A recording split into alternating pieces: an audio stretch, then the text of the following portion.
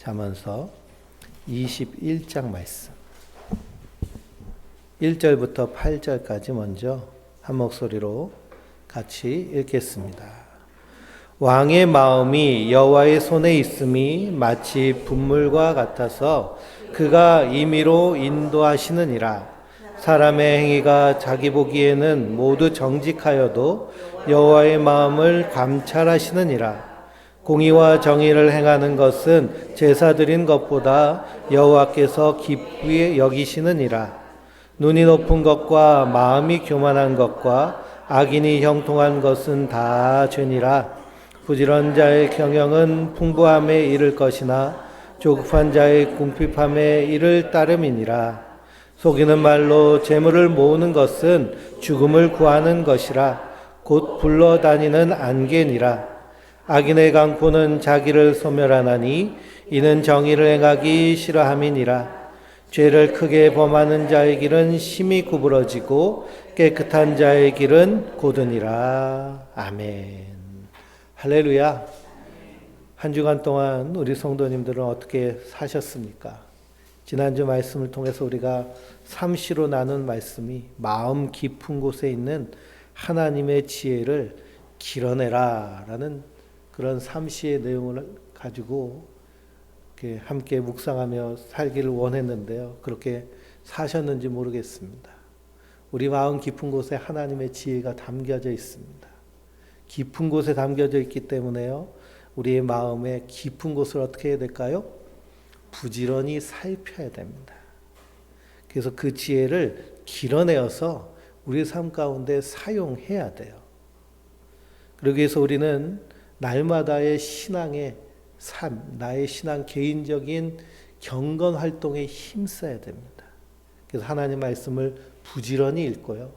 그 말씀을 우리가 나에게 주신 하나님의 말씀으로 굳게 받아들이고 그것을 긍정 확언해야겠습니다.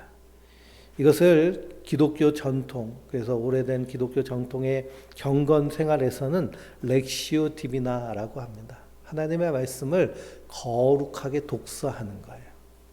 많이 읽는 것, 다 읽는 것도 중요하지만 한 구절, 한 단어에 집중해서 내 마음과 생각을 거기에 몰두하는 것. 이것이 렉시오 디비나입니다. 그리고 그 말씀을 내가 묵상하면서 그 말씀으로 하나님을 찬양하는 오라티오, 내 개인의 경건의 예배. 그리고 기도의 자리로 내려가기까지 그 말씀을 붙잡고 내려가기까지 메디타티오, 명상하는 거예요. 명상하는 것은 고요한 침묵 가운데서 나의 모든 뇌에서 이루어지는 상상 소통을 멈추는 겁니다. 중지시키는 거예요. 그 명상 메디타티오를 잘 할 수 있는 것은 우리가 훈련이 필요한데요.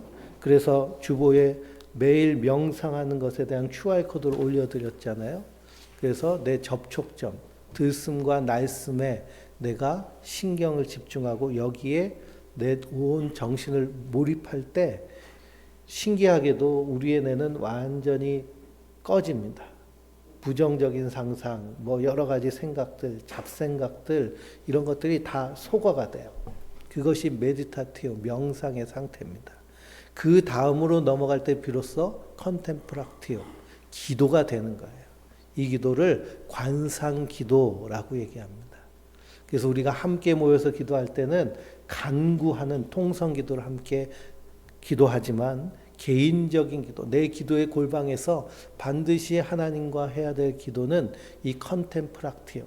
그래서 하나님의 얼굴을 마주하고 마주 보는 거예요. 그래서 하나님께 집중하고 하나님의 그 온기, 하나님의 사랑을 내가 풍성히 내 안에 채워 누리는 것.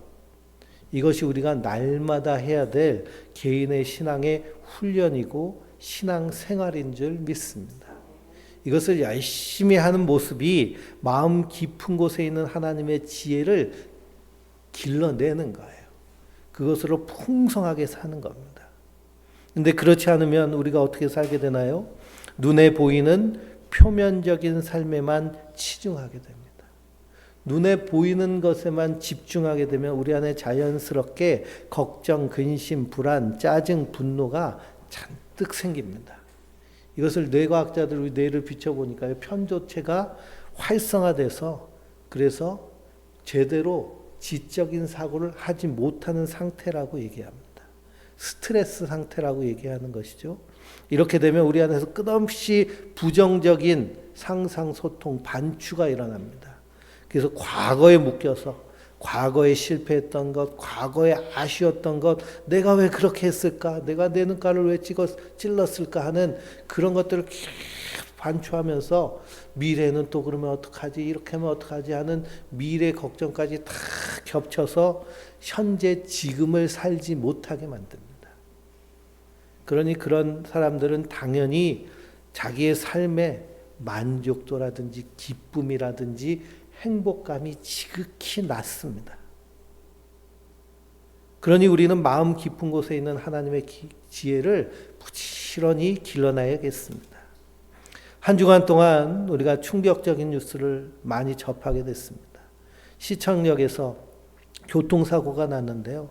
9명이 죽고 7명이 다쳤습니다. 그 중에 3명은 30대 은행 직원, 같은 은행에서 근무하는 직원인데요. 승진한 것을 축하하는 식사를 마치고 인도에 나와서 두런두런 즐겁게 대화하며 헤어지려고 하는 찰나에 이 차가 덮쳐서요. 그냥 그만 목숨을 잃고 말았습니다. 사건과 사고는 우리 주변에 끊임없이 일어납니다. 그리고 우리가 항상 생각할 수 있는 것은 언제나 그 사고의 자리에 나도 희생자가 될 수 있다는 사실이에요.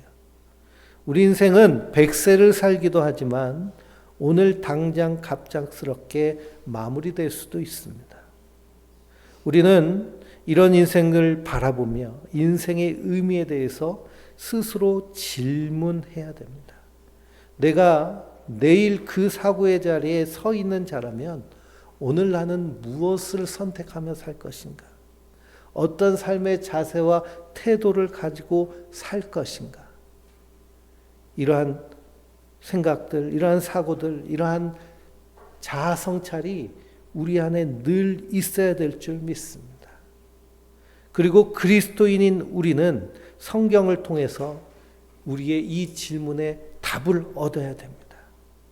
하나님은 왜 우리를 만드셨을까요? 우리가 이 땅에 사는 근거는 우리에게 있지 않습니다. 우리가 태어나고 싶어서 태어난 것이 아니에요. 그러나 우리가 이 땅에 생이 주어졌기 때문에 우리는 이 땅에서 사는 자들입니다. 그렇다면 우리는 나에게 이 생명을 주신 이의 뜻을 알고 그 뜻을 따라 살아야 됩니다. 우리를 창조하신 하나님의 뜻을 알고 그 뜻을 따라 살 때 우리는 행복한 상태에 이르게 됩니다. 이 행복한 상태라는 것은 뇌과학자들이나 심리학자들이 말하는 그 행복한 상태입니다. 그러니 놀랍죠. 하나님이 창조하신 그 창조의 뜻을 알고 그 뜻대로 살아갈 때 행복한 상태가 되는 거예요. 성경은 이 행복한 상태를 샬롬이라고 말하고 안식 가운데 거하고 있다라고 말합니다. 그러니 하나님은 우리를 창조하실 때 이 땅에서 어떤 상태로 살게 하시려고 창조하셨을까요? 행복한 상태로, 샬롬한 상태로, 안식하는 가운데로 살도록 창조하셨습니다. 그래서 이 행복한 상태는 평안한 상태인데요. 그 상태를 뇌과학자를 연구해 보니 우리의 뇌의 편도체가 안정되고 전전두피질인 전두엽이 활성화되어 있는 상태라는 것을 발견했습니다. 그 특징은 무엇이냐면 공격성, 원망, 분노, 두려움, 걱정, 근심과 같은 부정적인 감정이 없는 상태예요. 그러니 상대방에 대해서 전혀 적대적이지 않고 내 안에서도 늘 평안함. 그래서 그 안에서 오는 이 풍성함이 결국에는 행복한 상태라고 얘기합니다. 그래서 몸과 마음이 편안하여서 존재 자체로 즐거움이 흘러나오는 상태. 이것이 진짜 행복인 거예요. 근데 대한민국 사람들은 이 진짜 행복을 누리기가 참 힘듭니다. 왜 그러냐? 어렸을 때부터 계속 비교와 경쟁하는 사회 가운데서 살아가고 있기 때문에, 그런 교육을 받았기 때문에 자각하기가 쉽지 않습니다. 그래서 많은 사람들이 가짜 행복을 행복이라고 착각을 해요. 가짜 행복은 뭐냐 하면 쾌락과 쾌감이 가짜 행복입니다. 우리 안에서 도파민이 분비되면요, 쾌락적인 그런 감각 그리고 쾌감이 느껴집니다. 그래서 도파민이 분비되어 활성화된 상태를 행복이라고 착각하는데요, 그것은 행복이 아닙니다. 진짜 행복은 은근한 행복감이 우리 안에서 올라오는 거예요. 그래서 면역력이 올라가고 능력이 향상되고 창의성, 집중력, 회복 탄성력이 강화되어서 내게 주어진 일을 잘 수행하게 됩니다. 그래서 어떤 사람이 공부를 잘하는 사람이고 어떤 사람이 일을 잘 수행하는 사람이냐 하면, 행복한 사람이 공부도 잘하고 일도 잘 수행해요. 근데 성경은 이 진짜 행복이 무엇인지를 우리에게 분명히 알려주고 계십니다. 잠언의 말씀은 더욱 그렇습니다. 그래서 오늘 우리가 한 주간 동안 나눌 삼시의 말씀 한번 주보를 펴보실까요? 거기 보면 잠언서 21장 21절의 말씀이거든요. 같이 읽어볼까요? 공의와 인자를 따라 구하는 자는 생명과 공의와 영광을 얻느니라 그랬습니다.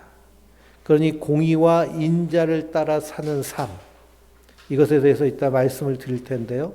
공의와 인자를 따라 산 삶, 결국 하나님의 뜻을 따라 사는 삶이고, 그 뜻을 따라 사는 삶이 행복한 삶인데요. 우리가 그 행복한 삶을 살아 누릴 때 공의와 생명과 영광이 충만하게 되는 줄 믿습니다.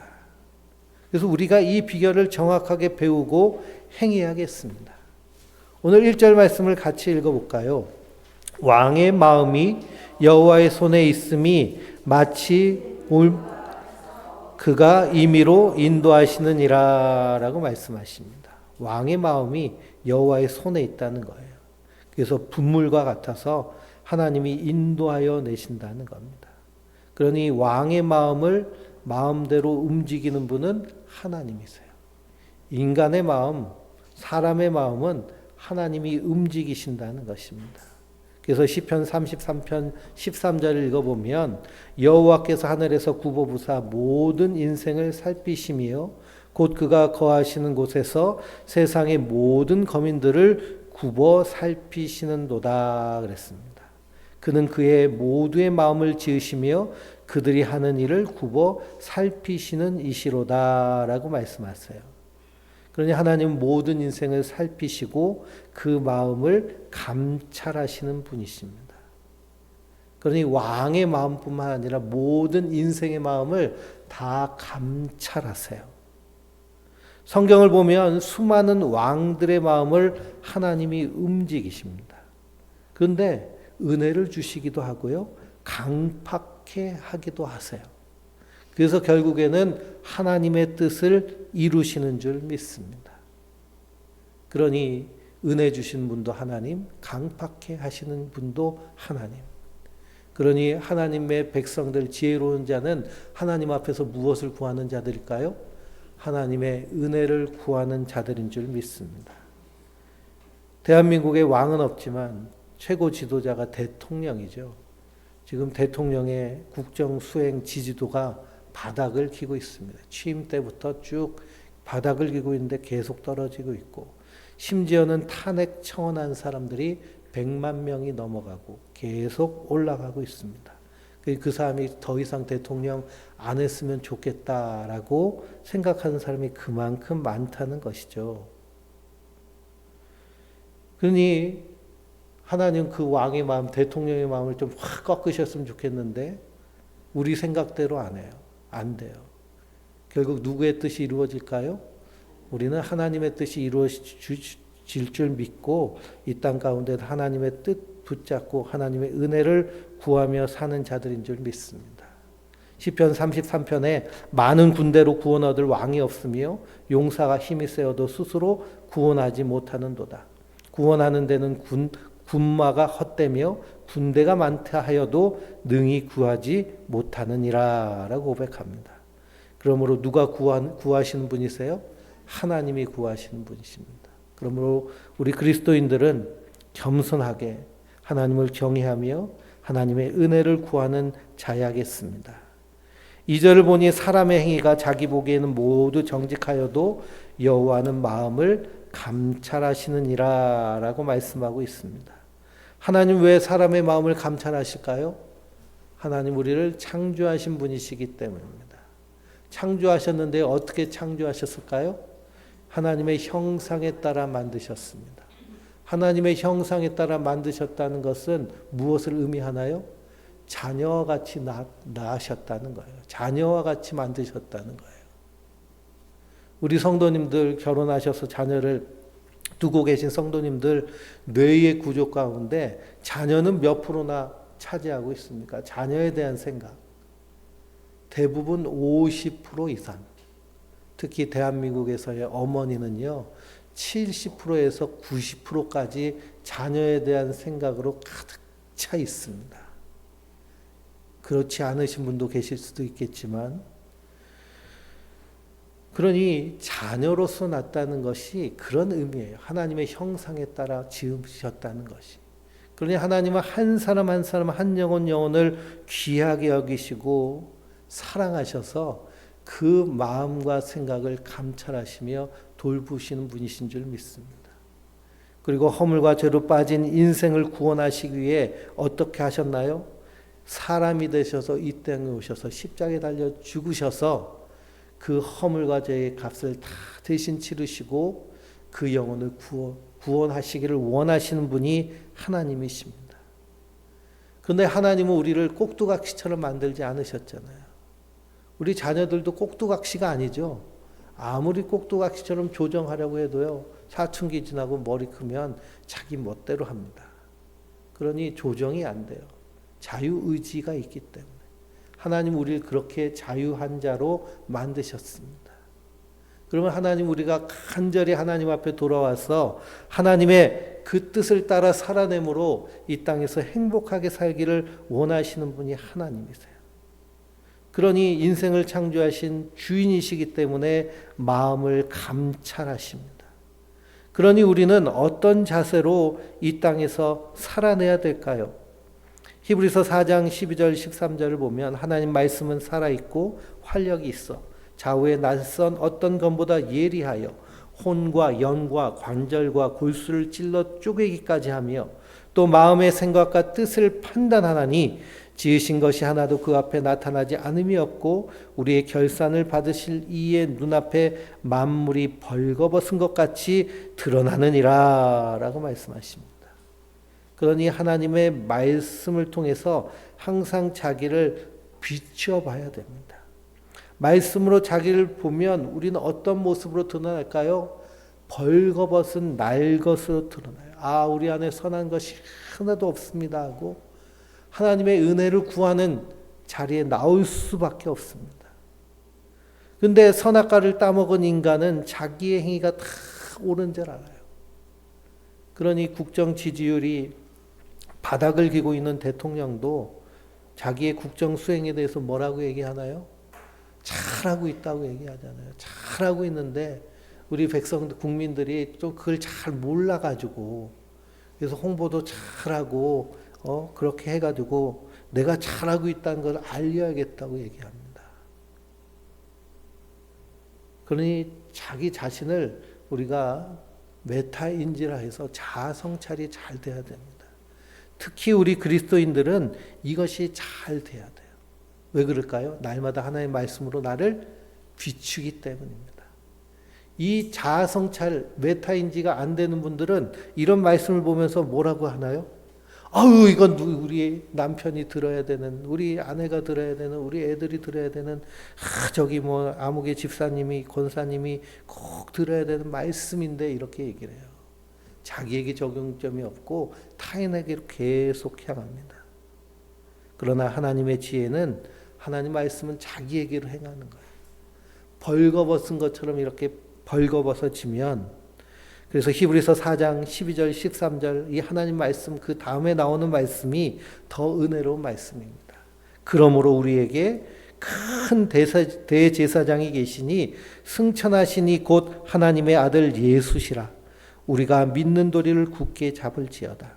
우리에게 있는 대제사장은 우리의 연약함을 동정하지 못하실 이가 아니요 우리 모든 일에 우리와 똑같이 시험 받으신 이로되 죄는 없으시느니라.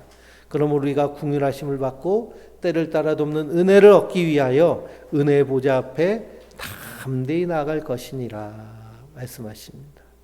이 말씀 앞에 벗겨지는 사람은 때를 따라 돕는 은혜를 얻기 위해 은혜의 보좌 앞에, 예수님 앞에, 십자가 앞에 담대히 부끄러움을 무릅쓰고 나가게 된다는 사실입니다.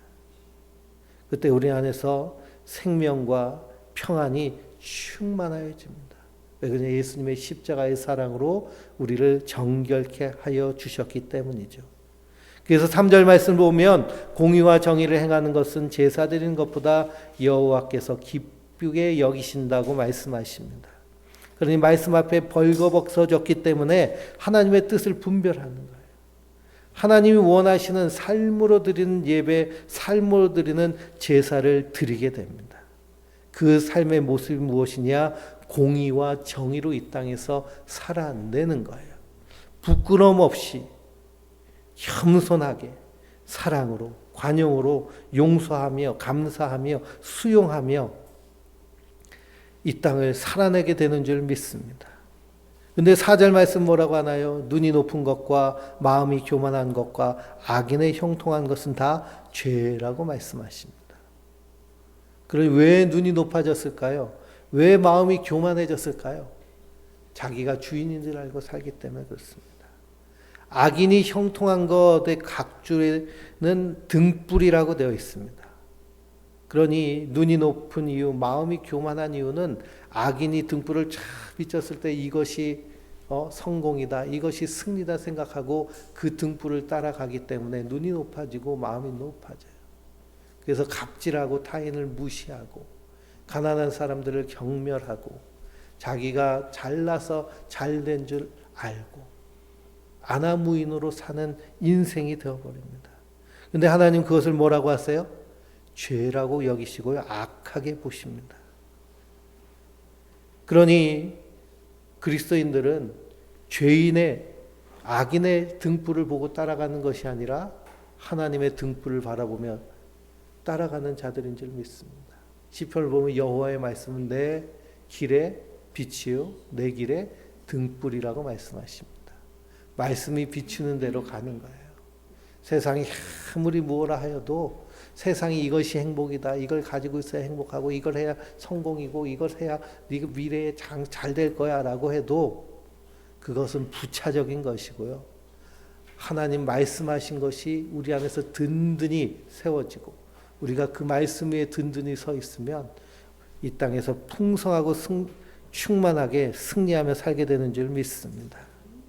그러니 5절에서 8절을 보면 부지런한 자의 경영은 풍부함에 이를 것이나 조급한 자는 궁핍함에 이르고 속이는 말로 재물을 모으는 것은 죽음을 구하는 것이고 악인의 강포는 자기를 소멸하는 것이고 죄를 크게 범하는 자의 길은 심히 구부러진다고 말씀하고 있습니다. 그래서 부지런한 자의 경영은 풍부함에 이를 것인데요. 우리가 무엇에 부지런해야 될까요? 우리의 마음을 감찰하시는 하나님을 알기에 부지런하고 하나님이 원하시는 삶을 부지런히 살아낼 때 풍부함과 진짜 행복을 누리게 되는 줄 믿습니다.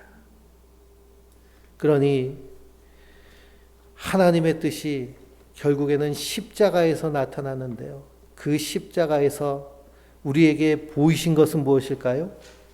하나님의 사랑을 우리에게 보이셨습니다. 십자가에서 우리는 하나님의 사랑을 경험하고 그 사랑받음을 충만히 누리게 돼요. 그래서 예수님 내가 너희에게 새 계명을 주노니 어떻게 하라고 하세요? 서로 사랑하라고 하세요. 그 사랑 안에서 용서하고 사랑 안에서 수용 받아들이고 사랑 안에서 기뻐하고, 사랑 안에서 감사하고, 사랑 안에서 존중하고, 사랑 안에서 만족하고 하는 일들 우리에게 풍성히 이루어지는데, 이것이 먼저 누구에게 되어져야 될까요? 나 자신에게 되어져야 돼요.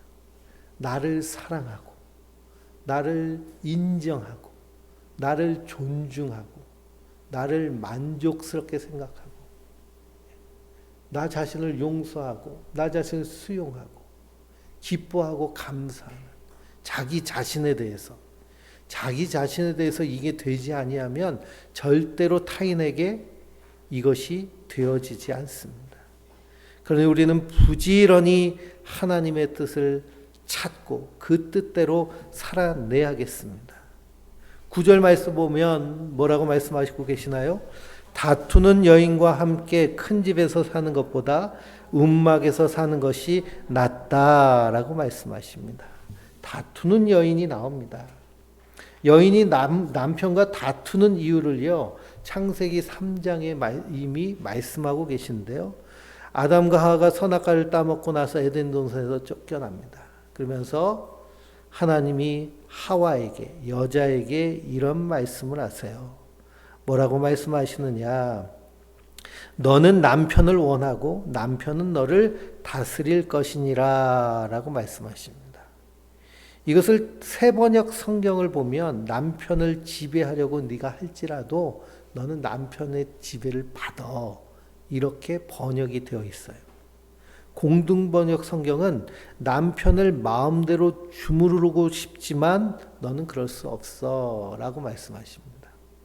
이건 단순히 여성에게만 해당되는 말씀이 아닙니다.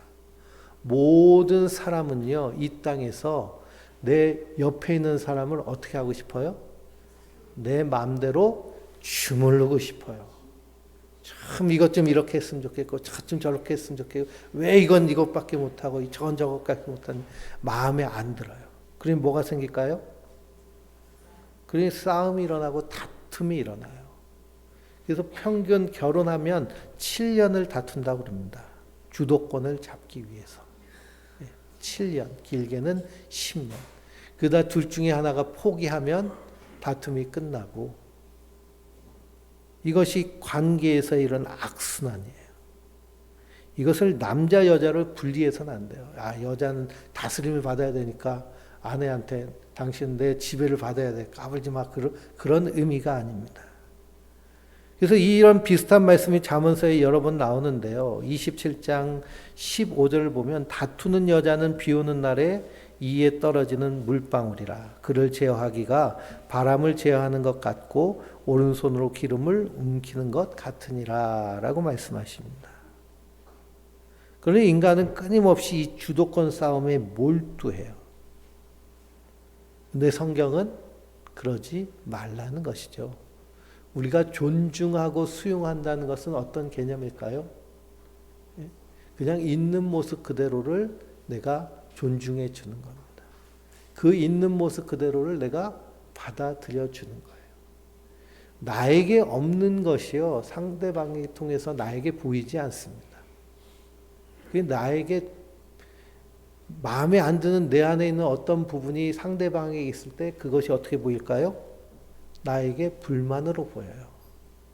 그래서 예수님도 내 눈에 들보를 먼저 빼고 내 옆에 있는 사람의 티를 빼라고 해라 라고 말씀하십니다. 우리가 자녀를 양육하면서 자녀들의 여러 그 성격들, 삶의 태도를 보면 몹시 마음에 들지 않는 부분들이 있어요. 왜 그렇게 자녀의 어떤 행동에 몹시 마음에 들지 않을까요? 그것이 내 안에서 나의 마음에 들지 않는 부분이기 때문에 그렇습니다. 그래서 심리학자들은 그렇게 얘기를 해요. 그러니 우리는 이 땅에서 다투며 사는 자들이 아니라 화목함을 유지하며 사는 자들입니다. 이 말씀을 좀 더 확정해서 영적으로 보면 구약에서 이스라엘 백성의 남편으로 계신 분이 누구실까요? 하나님이세요. 그러면 이스라엘 백성들은 하나님의 아내가 되는, 그래서 하나님이 이스라엘 백성들을 헵시바와 뷸라로 삼으신다고 그랬잖아요. 헵시바는 사랑받는 여인, 뷸라는 결혼한 자. 누구와 결혼했느냐? 하나님과 결혼한 신부로. 신약에서는 그리스도가 교회의 신랑 되시고 우리 성도는 그리스도의 신부로서 이렇게 표현되고 있습니다. 그러면 이스라엘 백성들은 누굴 따라야 돼요? 신랑 되신 하나님을 따라야 되고 교회된 우리는 신랑 되신 예수님을 따르는 자들입니다. 예수님 말씀대로 따라 사는 거예요. 예수님 뭐라고 말씀하셨어요? 서로 사랑하라. 그러니 다툼이 있으려고 해도 예수님이 서로 사랑하라 하셨으니 어떻게 할 수밖에 없을까요? 참고 인내하고 수용하고 존중하고. 그래서 사랑에는 뭐가 필요해요? 사랑에는 수고가 필요합니다. 수고로움이 필요해요. 내가 참아야 되고요. 내가 인내해야 되고 내가 존중해야 되고 내가 용서해야 되기 때문에 그렇습니다. 그러니 예수님은 우리를 사랑하시기 위해서 어떤 수고를 행하셨어요? 십자가에서 자기 생명을 다 주시기까지 사랑하신 줄 믿습니다. 그러므로 우리는 이 땅에서 다투는 자로 사는 것이 아니라 화목해 하는 자로, 화평케 하는 자로 살아야 될 줄 믿습니다. 10절을 보면 악인의 마음은 남의 재앙을 원하고 11절에 보면 거만한 자가 나오고요. 어리석은 자가 나옵니다. 그러니 거만한 자가 벌을 받으면 어리석은 자도 지혜를 얻는데요. 지혜로운 자는 그것을 통해서 더 큰 교훈과 지식을 얻게 됩니다. 그 고린도전서 10장에서는요. 사도 바울이 뭐라고 말씀하셨느냐 한번 읽어보실까요? 고린도전서 10장입니다.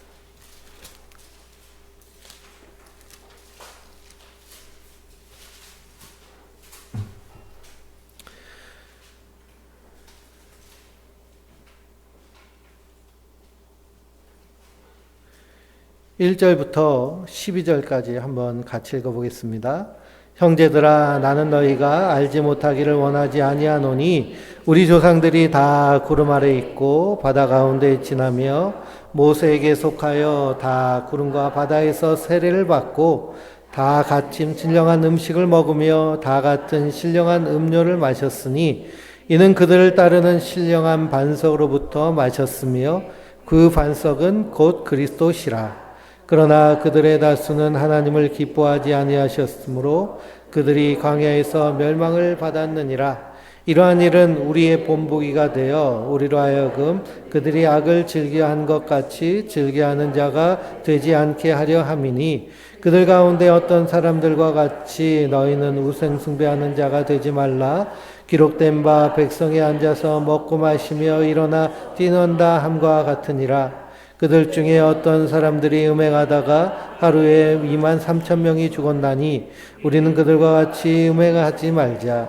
그들 가운데 어떤 사람들은 주를 시험하다가 뱀에게 멸망하였나니 우리는 그들과 같이 시험하지 말자. 그들 가운데 어떤 사람들이 원망하다가 멸망시키는 자에게 멸망하였나니 너희는 그들과 같이 원망하지 말라. 그들에게 일어난 이런 일은 본보기가 되고 또한 말세를 만난 우리를 깨우치기 위하여 기록되었느니라. 그런즉 선줄로 생각하는 자는 넘어질까 조심하라. 아멘.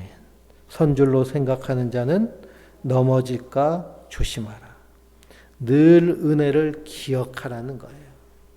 우리 안에서 은혜가 하나님의 사랑이 늘 상상소통하고 그 사랑이 내 안에서 늘 반추되면 우리 안에서 원망할 일이 없습니다. 불평할 일이 없고요. 시험할 일이 없고 딴 생각할 일이 없습니다. 음행할 일이 없어요. 왜 그러냐? 하나님의 사랑 안에서 내가 그 순결함과 순수함을 누리는 자이기 때문입니다. 그러니 선줄로 생각하는 자는 넘어질까 조심하라 라고 하십니다. 그리고 이 땅에서 거만한 자가 심판받는 모습. 그래서 우리가 역사를 알고 인문학을 알면요. 역사의 결국에는 불의는 다 심판받게 되어 있습니다. 대한민국 이 짧은 역사 가운데서도요. 대통령들이 공과 사가 분명히 드러나잖아요. 그래서 대통령 퇴임하면 반드시 심판받는 것이 대한민국의 모습입니다. 어찌 보면 그 공의가 잘 작동되고 있다고도 볼 수 있겠죠. 잘못한 건 반드시 벌받기 때문에. 그러니 그것을 보고 깨닫지 못하는 자는 어리석은 자들입니다. 그러나 그리스도인들은 늘 하나님의 말씀에 깨어서 그것으로 풍성함을 누리는 자들인 줄 믿습니다. 12절 보면 의로운 자는 악인의 집을 감찰하시고 악인은 환난에 던지신다고 하십니다. 이 의로운 자가 누구세요? 감찰하시는 하나님이세요. 불꽃 같은 눈으로 지금도 감찰하시고 살피시는 줄 믿습니다. 13절 말씀에 귀를 막고 가난한 자가 부르짖는 소리를 듣지 아니하면 자기가 부르짖을 때에도 들을 자가 없으리라 라고 하십니다. 성경에 가난한 자를 돌보라고 하는 말씀이 많이 나옵니다. 그 이유는 뭘까요? 이스라엘 백성들이 가난한 자였기 때문입니다. 포로된 자였기 때문입니다. 아무것도 없는 자였기 때문입니다.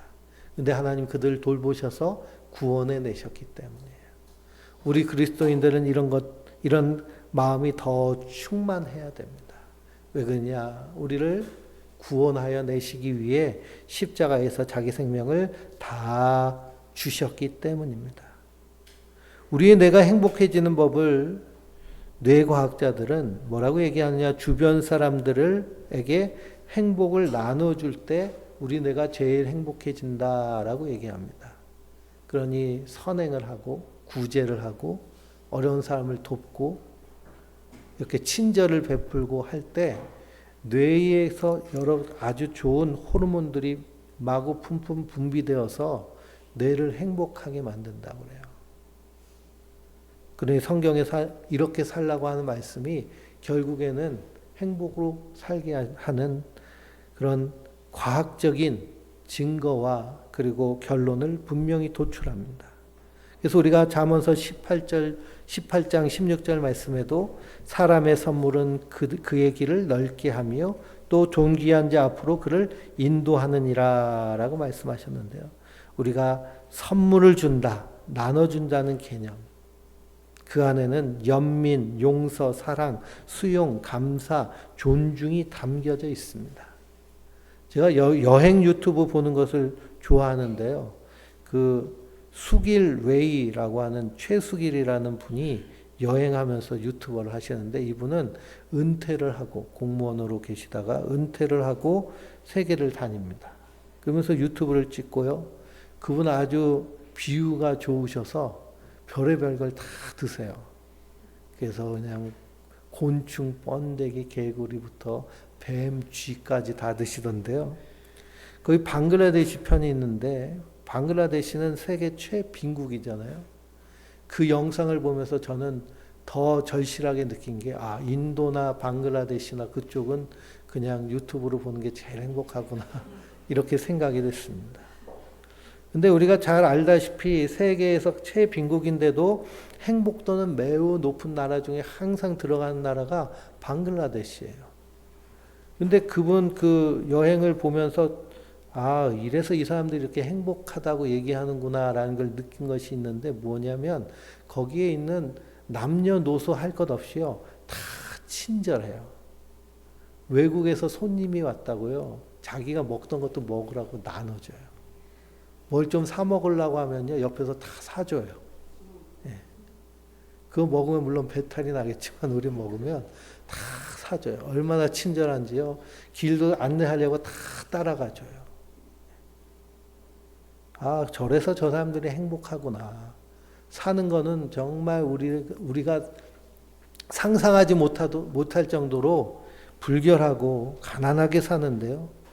그 삶의 태도 자체는 행복으로 가득합니다. 그게 용서, 영민, 사랑, 수용, 감사, 존중이 충만하니 그 안에서 행복감이 넘치는 것이죠. 우리는 많은 것을 가지고 있었음에도 불구하고 타인을 향해서 인색하고 자기를 향해서 인색하고 그리고 냉정하고 차갑고 하는 것 때문에 많은 걸 소유하고 있으면서도 충분히 행복하지 못하고 있습니다. 그러니 14절 말씀에 은밀한 선물은 노를 쉬게 하고 품 아래 뇌물은 맹렬한 분을 그치게 한다라고 말합니다. 여기 은밀한 선물, 품 안에 뇌물은 좋지 않은 개념이잖아요. 성경에서도 뇌물 주지 말라고 하나님 말씀하셨는데, 그런데 노를, 사람의 노 안에 거하는 것, 분노 안에 거하는 것, 맹렬한 분 안에 속해 있는 것보다 거기서 해방되는 게 훨씬 낫다는 거예요. 뇌물을 줘서라도. 그래서 평안을 누리는 것이 더 복되다는 겁니다. 그러니 우리 그리스도인들은 이 하나님의 진노, 하나님의 맹렬한 분노 아래서 어떻게 된 자들일까요? 해방한 자들이에요. 예수님이 십자가에서 우리의 허물과 죄값을 다 치르심으로 말미암아 우리 그 안에서 자유함을 누리고 하나님과 화해한 자로, 하나님과 화평한 자로 이 땅에서 사는 자들입니다. 그래서 이 땅에서 하나님의 의와 사랑을 행하며 15절 말씀에 정의를 행하는 것이 의인에게는 즐거움이요 죄인에게는 패망이라 하였습니다. 그러니 우리가 이 땅에서 하나님의 의와 사랑으로 즐거움을 누리며 평안함을 누리고 행복을 누리는 것, 이것이 성도의 마땅한 삶인 줄 믿습니다. 그러면 우리 성도님들은 한 주간 동안 어떻게 사시겠습니까? 우리가 관성대로 하던 대로 살아서는 안 되고요. 하나님 말씀에 집중하여서 그 사랑에 붙잡혀서 그 사랑에 풍성한 데 거하여서 살아낼 때 그 안에서 놀라운 행복과 승리가 우리에게 임하게 되는 줄 믿습니다. 그래서 공의와 인자가 드러나는 곳이 십자가이고요. 이 십자가에서 우리가 공의, 사랑을 누리기 때문에 사랑하는 자로 살 뿐만 아니라 23절 보면 자기 영혼을 위하여서 뭘 지키라고 말씀하고 있나요? 입과 혀를 지키라고 말씀하고 있습니다. 이건 단순히 입과 혀를 그냥 말하지 말라는 것이 아니고요. 더 적극적으로 사랑을 말하고 용서를 말하고 평화를 말하고 화해를 말하고 감사와 친절과 존중과 수용으로 충만한 우리의 입술이 되어야겠습니다. 그러므로 한 주간 동안 그 충만한 사랑 안에서 승리하는 하나님의 사람들 되시길 주님의 이름으로 축원드립니다.